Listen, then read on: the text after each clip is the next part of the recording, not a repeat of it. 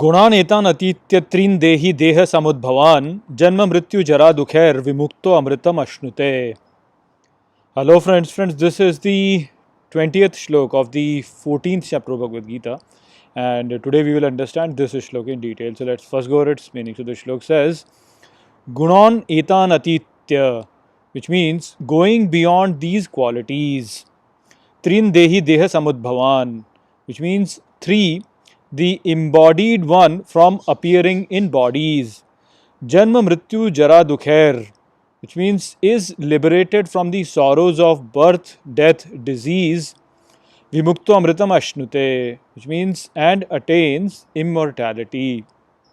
So, to the idea of previous shlok, here Shri Krishna add that the one who goes beyond these three qualities as an embodied being, he becomes liberated from that embodiment and thus becoming free from birth, disease, he attains immortality. So, in other words, what Shri Krishna is saying over here is that if we begin to act dispassionately without really attaching ourselves to any of the qualities of nature, then while acting physically on many things in this universe, we will actually not be acting on anything, and thus we will not be accruing any karma. So our stored karma will then quickly get burnt, and we will attain liberation. We will not attain birth, we will not attain death, we will not attain any diseases, we will basically attain liberation. So basically, whenever we act on this world with an emotion, what we are actually doing is that we are projecting an emotional force on this world. Now, just as for the physical force, the Newton's law states that for every action there is an equal and opposite reaction.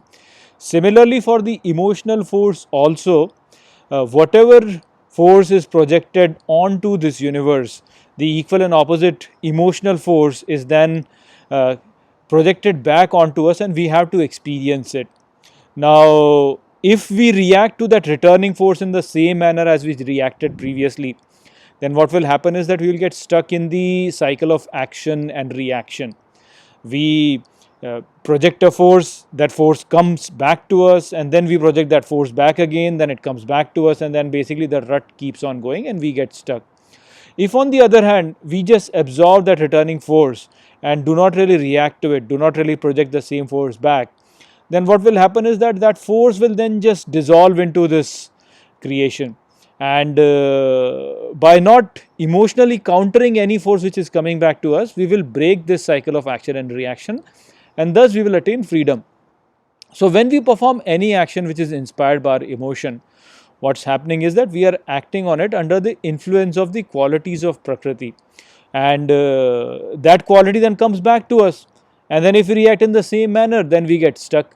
So we basically get stuck to a particular quality and then become bound. If we are inspired by knowledge, then knowledge comes back to us, and then if we reacted with it in knowledge, then the positive cycle of the upward movement of the being starts. And so this is basically what is happening in Sattva, the upward movement through Sattva. If we act in a greedy manner on this universe, then the greed comes back to us, and so we become frustrated. We basically are acting in greed, and then we are not really attaining what we want, and so we basically get stuck. So this is what is Rajas. And if we are acting ignorantly, then ignorance comes back to us, darkness comes back to us, and we basically fall down, go low and low and low, and that is what basically is tamas. So basically all of these actions which are being performed by attachment to some sort of a feeling are binding. They bind us to this world, and they bind us to the qualities of Prakriti. But if we do not really attach to these feelings, if we have acted in the past with some feeling and that feeling is now coming back to us, and if we do not really react to it in the same manner, then this cycle will be broken, and we will attain freedom. This is exactly how God actually acts in this universe. He is performing all the things over here, but He is not really attaching to any of the feelings, and therefore He never really gets engulfed or attached to the creation in itself. So we have to also strive to act in the same manner, not really attaching to any of the feelings, doing whatever is needed to be done in a very dispassionate way. If we can do that, then we will attain freedom from this creation, and we will attain the nature of God Himself. So that was basically the message of this shlok. I hope that I have explained this shlok well to you. With that, I'll close this video. I'll see you in the next video. Take care.